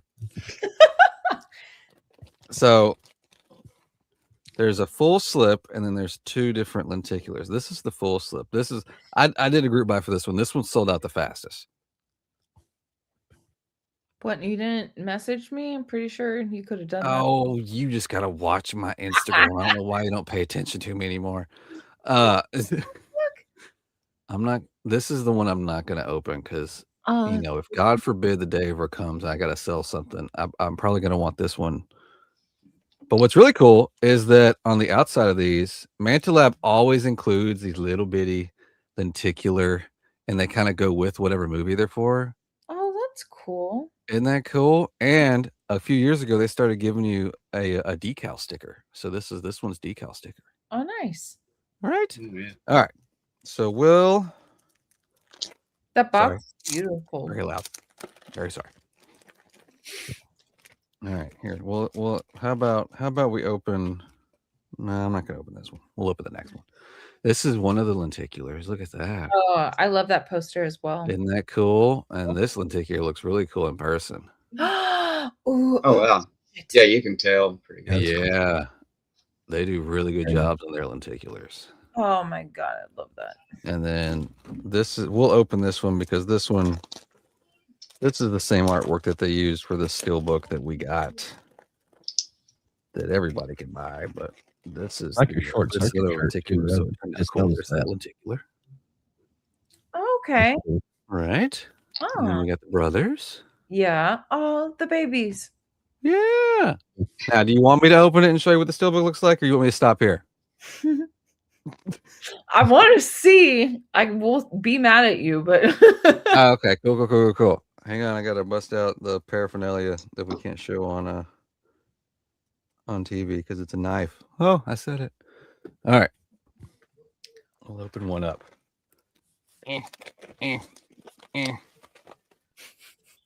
Sleepy. So you get a booklet of things. Mhm. I'm Mhm. sure it's normally just pictures. It's never like text. Ooh. Oh, gorgeous artwork. I mean, Yeah, nice screenshots, super high definition. They do a great job. beautiful. And then here's the steelbook. Let's open it up, shall we? I don't have fingernails. There we go. The one thing about their steelbooks is that they are super glossy, and I'm not wearing gloves. So here we go. There you go, steelbook. Oh, gorgeous. Yeah, I mean, Please don't become one of those guys who makes videos with gloves on. I'm not gonna do it. I'm not doing it. that's I just try to hold it on the edges because they are super glossy, and they just like a fingerprint is just ridiculous. and that's how And then almost all steelbooks are, where you just like you kind of have to like use oh your yeah. fingertips around. Yeah. And there's That's your beautiful. inside art that you love so much. Yes. Ah, the brothers. Oh, that's so cool. Yeah. Oh, that's so freaking cool. And I won't open it, but you get a little envelope that has like collector cards and little character cards in it and stuff too. So That's cool. cool. I love that movie so much. That's awesome that you got that. Yeah, It's a really they did cool a really disc. good job on that, where they had the 2 people, same person. Oh yeah. They do great work. And so yeah, this has been this week's episode of Hey Lauren, look what I got. Yeah. Well, just be lucky that I don't know your address, or I would come steal it. Oh yeah, I gotta take that off of that package I'm sending you so you can't. Okay. Good call. Thanks for the reminder. Yeah. Thank you for reminding me that that's available. I gotta change the code on the doors. I always forget about Mantilab somehow. I forget about it. I picked this up a couple years ago. This is a Irwin Allen Master of Disaster collection. These are like made for TV. Master of Disaster. I love that title. Yeah, These were he did all those. Yeah. made for TV disaster movies. Oh. Yeah, he did. Open it up. Towering Inferno. And... Did he do Towering Inferno too? Yeah. Oh, okay. All these are made for. They're like got generics. One is called Flood. This is. And Fire. Fire. Yeah. Fire. They were just extremely popular in the 70s. The disaster. Hanging by a Thread. Yeah. And Beyond the Poseidon Adventure.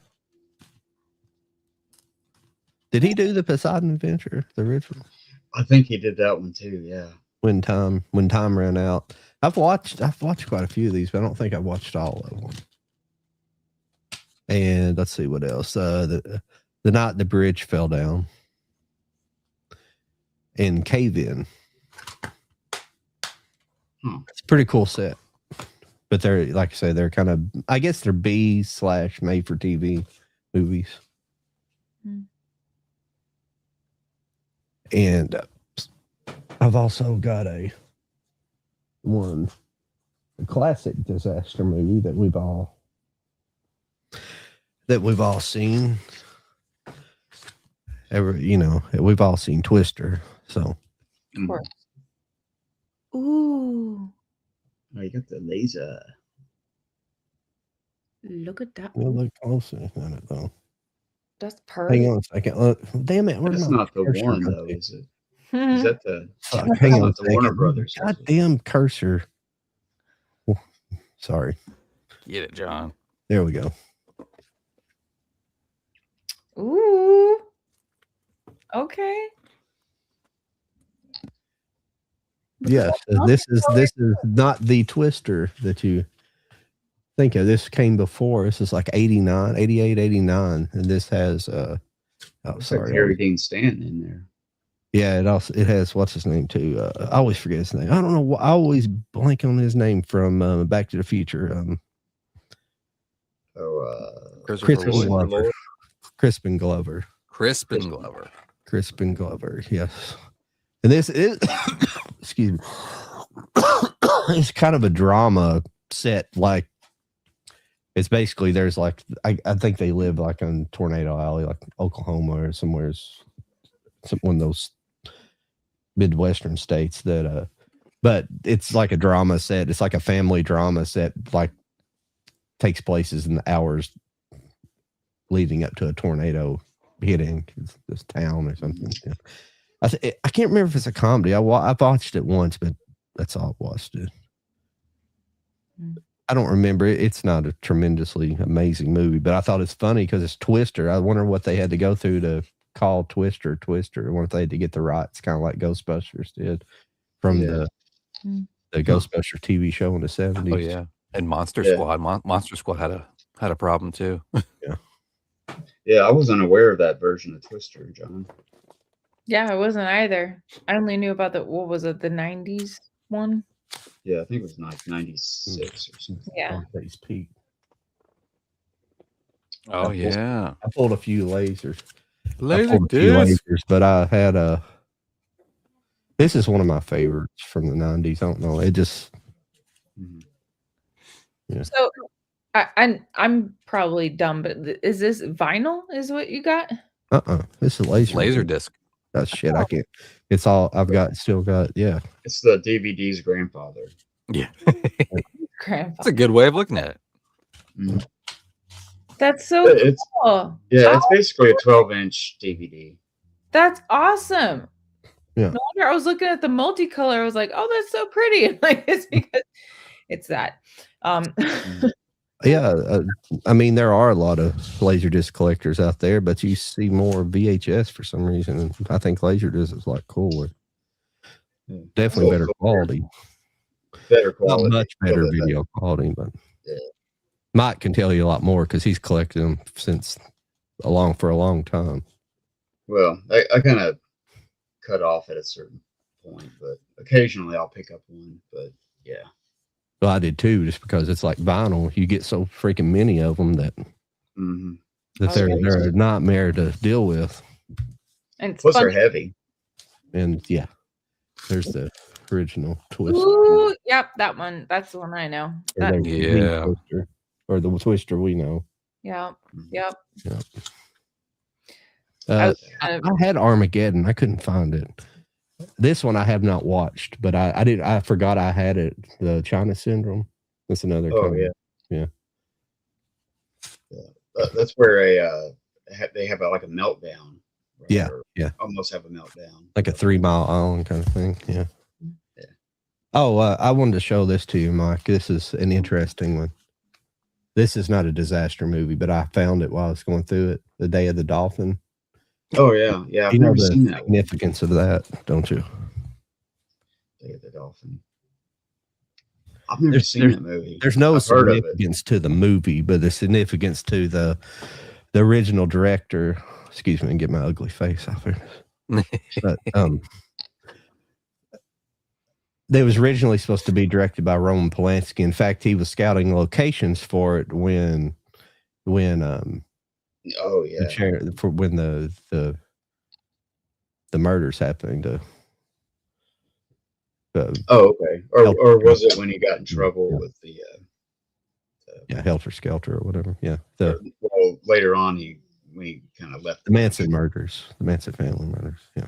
Mhm. But he was scouting locations, and he was supposed to be there when it happened, but he extended his trip to scout more locations, and he was at some kind of party and got a call and said, "Well, your wife and all the people in the house were killed." Mm. That's bonkers. Yeah, I've read like Chaos. That's a great book. If you never read it, it's a good book. But I've been rereading it. I've been listening to it on an Audible. But but he talks about how he went.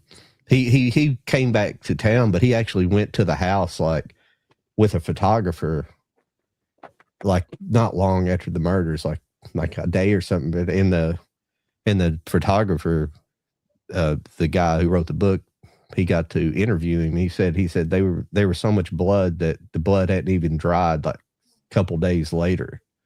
Mm. He said it was like pooling in the carpet. It was still, there was blood everywhere. Yeah. I don't know if that house is still there. I think they tore it down eventually, didn't they? Yeah. They tore it down. It got bought. The property got bought like by a TV producer, and he tore it down. Yeah, he was the guy that built like a $20 million mansion on it. He's one of the top producers of like Full House, I think. Yeah, something like that. Yeah. Yeah. Oh, okay. Yeah. Well, they recreated it pretty good in Once Upon a Time in Hollywood. Yeah. Tarantino movie. Yeah. I think one of the last people that were known for the house was like Trent Reznor. He recorded one of the 9 Inch Nails albums there. No. Yeah. Before they tore it down. Yeah. Mm. Yeah, I heard about that. Yeah. He said it was really weird. It was just really had bad vibes. Obviously. Yeah. Talk about fun real estate news. I just came across a thing. Apparently, the Breaking Bad house is for sale. Really? They were asking $4 million, but now it's 400,000. You guys want to go in? I think we could knock this out. That's a big drop. I have a question. You got a question? Okay. I do. Does it come with a pizza on the roof? It better. Then I'm in. It better. Now, I remember seeing videos of this. Like, apparently, like the people that owned it, like, put up a gate around the whole property, so like it has like an automatic gate for them to go in and out. They were just like, whoever owned it prior to this, I'm guessing, she was a bitch. Like, she was always outside yelling at people, telling them to stop taking pictures, telling them to go away. And I think people were throwing pizzas on the roof. That is hilarious. Yeah. I mean, if she was smart, she should have hey, check it out. For a little bit of money, you can check my house Heck out. yeah, I would have been. Yeah. I would have been watching those episodes and like just recreating everything interiorly and just like, come on in. I know. I'd be like, you know what? For $50, throw a pizza on my roof. I don't give a fuck. Yeah, I'd make it a game. Do it. I'll give you a pizza so you can get it on the roof. Yeah. Or you could just be like, well, if you're going to throw one on the roof, you got to bring me one too. Yeah, right. Yeah. 2 for 1. Yeah, exactly. That's funny. That's a good one. I like that. You either get paid or you get fed. It's one of the two. That's right. Oh, I heard another story. I don't know if you guys have ever seen Story Wars on this, like Big J Okerson. It's like he has comedians on. They have like a contest where they tell stories and they got to guess each other's stories. But I can't remember which comedian it was now, but he went to the mansion that's there at Cielo Drive, where the Manson or the house was there. He went to a concert and then he went to a party.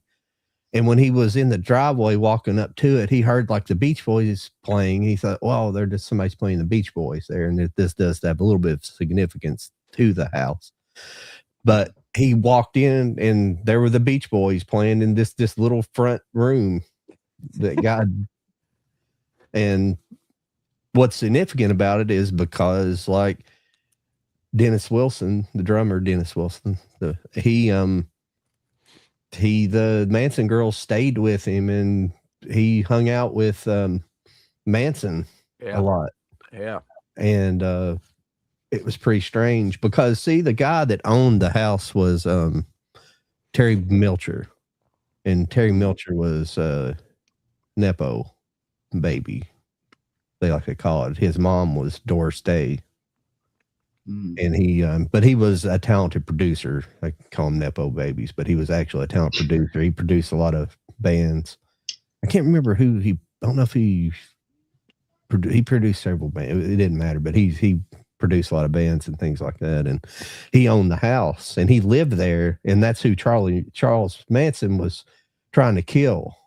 They think that's who he's trying to kill because he had been to the house, but then he moved out and rented it to Roman Polanski because Charlie had been to that house. That's the thing about Charles Manson is like everybody in town knew Charles Manson. He sold drugs to everybody. They all knew him. Yeah. That and he was trying to get a record deal. Yeah. Yeah. Yeah. The Beach Boys actually recorded one of his songs and they wouldn't pay him. He was trying. He was after Dennis at one time, and a lot of people.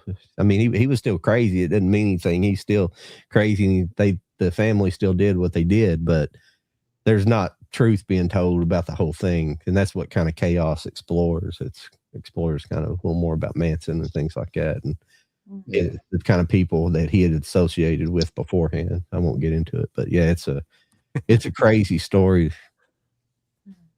I used to have a bootleg CD of his music. Yeah. Oh Lord. Oh, really? It's crazy. He had some talent actually. Yeah. But he was nuts. Because Terry Milcher went out there and he went to the Spawn Ranch and to listen to him, and he was like, he basically just, I don't know what to do with you because it was just more the same, folk hippie stuff. And I think they just wanted to, especially like Dennis, he just wanted it for the women, that's what he was using them for, really. It's just access to a lot of. Yeah. They always like followed him around and stuff. Bunch of STD ridden women. Hippie chicks. Well, it was just it was the truth. I mean, it was the truth with them because they were just like, it was just like a commune. That's what he was kind of running the family. Yeah. They were just out there on that ranch doing whatever the hell they wanted to. Yeah. Well, okay. If I may, as the woman of the group, I will say, and I'm not, the STD ridden women. It's fair. It's fair. I think And men too. Yes, that's true. What I'm trying to tango. What I'm trying to say is just that is not wrong. I'm sure that is a thing that is very factual, but we should also understand that a lot of them are probably homeless or were prostitutes. Oh yeah. Like that, didn't have anywhere to go. So we should appreciate and understand that they were going through hardships that not everybody has like the unfortunate experience to know. So Oh yeah. He preyed on like runaways and exactly. yeah. That's what I was gonna say. Yeah, They people were that like were already runaways. in the streets. Yeah. A Exactly. lot of them were, and a lot of them were Yeah, underage. sort of though, but some of them were like not so much. He just had. See, that's what the book explores, is because they can't. Mhm. Charles Manson was not in the CIA, but there was people who were working the Haight-Ashbury area in that were tied to MK Ultra and the military who were that he had contact with, and they think that because what they were doing with MK Ultra was exactly what he was doing with the women. They were doing he was feeding them tons of LSD, and then they found out with LSD. I don't know. I've done it a handful of times, but not huge amounts. Word. But if you do tons of it, I mean, they were doing it every day in like lots. It makes you more suggestible, but they but what they figured out is like the military figured out, well, it's just euphoric mostly. It doesn't make people really violent, and that's kind of what they were wanting. They wanted to kind of be able to program soldiers and things like that, and they probably did with Manchurian candidates, but what they did was they'd switch them over to like speed or something like that, and it just made them insanely violent because they would test on like rats and stuff, like mice and rats. Yeah. And then what they did is they moved their mice and rats experiments to the streets in San Francisco, and they had the same results. Like they had like kind of the peace and love stuff, and then later on in the later 60s, you start having all these violence and murders and things happening all around like Haight-Ashbury area. And it was like the same, but the same thing is going on. But Manson had access to these people, like, and all kinds of strange things with Manson went on. Like his parole officer was in the same building as these people, and he would commit all these. He was on parole, so he would commit all these crimes and get caught for them. But then his parole officer would just write a letter and say, "Oh, he's doing all right," and they would just let him off. And all of his crimes would be like federal crimes. He would get caught, like, I don't know, with weapons or something he should have went back to jail for. But he would just get let back on the street like it was nothing. So they just kept letting him go. And he was supposed to stay around the San Francisco area, but they just allowed him to go to Los Angeles, just kind of move around as he pleased. So it was really strange. But the book does not suggest he was in the CIA. He was not. But he may have been, they may have manipulated into doing that type of experimentation on this group of people that he had with him. Yeah. He had some issues, but he did say a lot of stuff that was true or untrue. But see, they could have experimented on him and kicked him out in the streets, like you said, and nobody would have believed him, Yeah. It was like John Wayne Gacy, and like how he was like in, a political party at a certain point in his life. And he had like what seemingly had like an upstanding like representation, but he ended up being an absolute vile human being. So a lot of these people that end up doing these horrible things know how to work the game, or whatever you want to call it. And it's really unfortunate, because for me, like, as a like of interest in true crime, I think that not only is it horrendous and terrifying to know that they can infiltrate and do that kind of stuff to look like they're a good person when they're not, it also makes me wonder, like, their psyche and what got them where they are. Like their upbringing, their childhood, like what makes, like, they see somebody of influence and it's like, oh, they can get away with anything, and so they then become that. And it's very interesting learning about different types of stories like that, where like, unfortunately horrible things happen. But I think that I feel like we work on trying to learn about that a lot more over the years, especially from like the 70s, like you were bringing up and stuff. But I still feel like we still have a lot of work to do. But it is fascinating to understand the psyche and stuff. So. Yeah. Well, Ted, it's like Ted Kaczynski was, for example, he's a billionaire, whatever he was, and he could get away with anything. But why would you do what he did? Of all the things, you know what I mean? Like, why?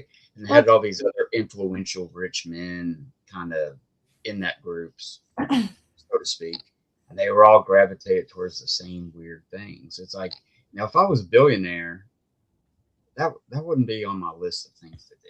I could do anything in the world if I wanted to, but not, you know what I mean? It's just weird, really weird.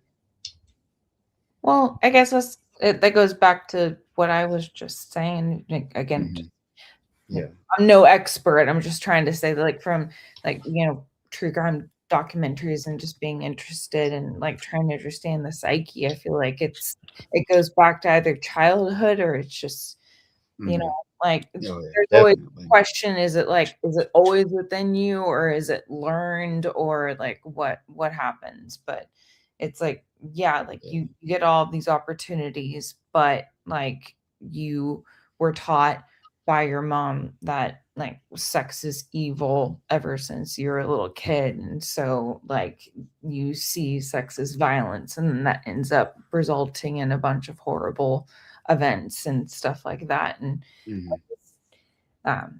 I that's where I see it, where it starts early. Sometimes it's like a snap of the brain, but I see a lot of it as like at the beginning. But I would say a lot of it is, but there's that small percentile they're just born like just that's bad, very true. like bad brain, or something like they say. Sometimes it is. It's like that movie, We Need to Talk About Kevin or whatever, where it's just like maybe, and that one just explores a section that I don't fully know if that's even really true, but the movie explores like, oh, the mom didn't want to be pregnant, then she like got pregnant, had the kid, hated the kid because she didn't want to be a mother, and then the kid felt that she didn't want to be a mother his entire life, and so then he ended up like taking his rage out about not being loved in the house on others. And that's what I mean, where like I think that a lot of it is it starts early, but sometimes it could be a snap of the brain.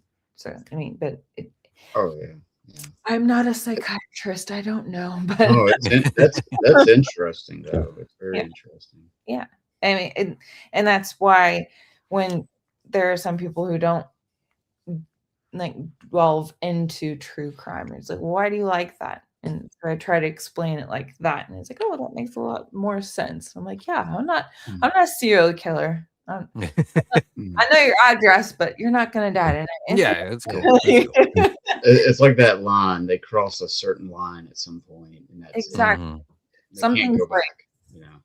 And oftentimes I think it starts early, and you hear about like they hurt animals and others and stuff like that. Like it starts early, and you either catch it or you don't. And another part, which is really tragic, is that they start doing that because they're in a negligent family, and so the parents don't see it, they don't notice it, or they don't care, and then it just continues.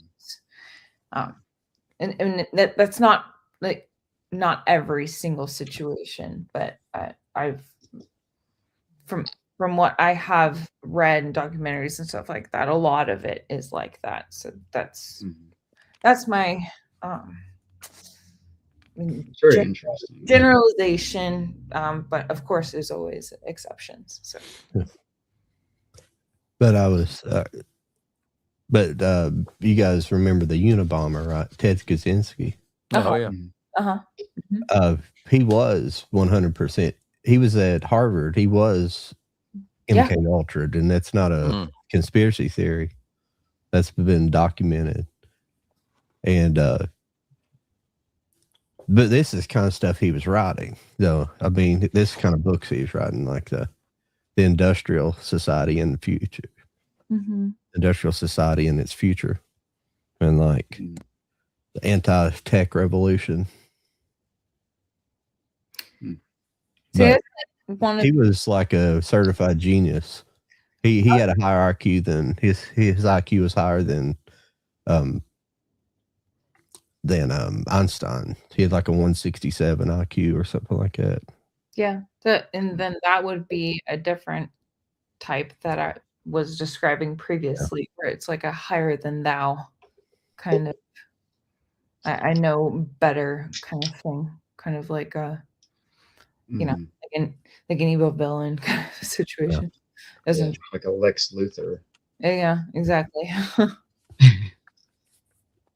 Master criminal. Lauren sounds like the one that her friends contact when they're dating a new guy, and they're like, "Let me tell you about him, and you tell me what you think." She's like, "Oh, he's crazy. You want to run from that? You want to run away?" You all are welcome to text me and let me know. I got 5 questions. All I need is 5 answers, and I can tell you. Right. I can talk girls too and be like, "No, run away far." Yeah, you see the danger signs. Yeah, it's just, and that's always where I end up coming to, where it's just like, then I know, like you were joking, Jody, and it's great. Like men or women are obviously different, but at the end of the day, we're all human beings, and so like if someone's crazy, run. Yeah. Away far. Whether it be a friend, whether it be a date, whether it be like, you know, one night stand, or like, you know, whatever your life ends up being, like, no. Like you need to know about that kind of stuff. And I think that is very, very important. And that's one of the reasons why I appreciate true crime, because it in a morbid, weird way, it kind of gets me. And ow, I just hit myself. Sorry. It just makes me feel like I can see things a little bit, like just like you guys can, right? Like, I mean, it's just hey, like that was weird. Like maybe I should go home instead of. I'm being silly, but like it just is one of those things. That's one of the reasons why I like true crime, because it just makes you be like, oh, that happened to somebody on a YouTube video that I listened to 2 days ago. Maybe I should just not do that. Anyway. Hey, it only took us 2 hours, but I think we made it full circle. Boston bitches, right? Am I right? I think I'm right. I feel like I'm right. Stay away. I'm waiting on your explanation, Ready. It's just the voice. It's the voice. I can't do the accent. I'm sorry. Is it too loud or something? I can't do it. Oh, I can't do it. That's funny. We got a few minutes left. You guys got anything that's coming up or you want to promote? John's been super active here lately, and I'm getting excited about it. He's been making videos and shit. You got any new ones you're gonna pop up? Yeah, he's TikToking it up. Where are you at, Lauren? Jesus. Yeah. No TikTok. No TikTok. You're talking to me? And yeah, no TikTok. John's over here TikToking. I don't like TikTok. I don't see Mike TikTok. I'm not even talking to Mike down there. I did a few videos, and I just did some experimental ones of just goofing off, like changing my voice, and just I never went anywhere with it, really, just goofing off with it. Oh, I just like it has engagement actually on there. Yeah, I feel like you have actual engagement with the physical media. I know it's kind of crazy. I know the whole implication. I stayed off of for a long time, but it's just I don't know. It just feels like there's an actual active community there. Yeah. not to say I would never use it again, but I need to just check it out. I guess I forget about it sometimes. But yeah, I don't know. I might have a guest. I'm gonna have to talk to her and see how it would work out. I think she's in Europe. I didn't realize that till the day, but she's like those little figures I have. She's like an Evangelion collector. She's like nice anime. So I'm gonna have to talk to her and see if we can even work it out. If she time zones might not even be able to work it out or something. So I don't know. Okay. Yeah, I got a few people I need to reach out to. Being February now, they were talking. I reached out to some people back in December, and they were like, maybe after the holidays. So hopefully, we'll start rolling in some more guests here soon. Yeah, sorry, and Lauren will stop skipping on the episodes. Jesus. Yeah. I get it. I was gonna say when we do the will, I think the will is very popular. So oh yeah, for sure. I've got some stuff that we can be bringing up again soon. We can start doing some giveaways weekly and doing the Wheel of Death. Yeah, I've got one I'm looking at right now. We could probably do, honestly. Yeah, it definitely keeps people hanging on till the end, So yeah. That one actually, yes. So next week is gonna be pre-Valentine's Day.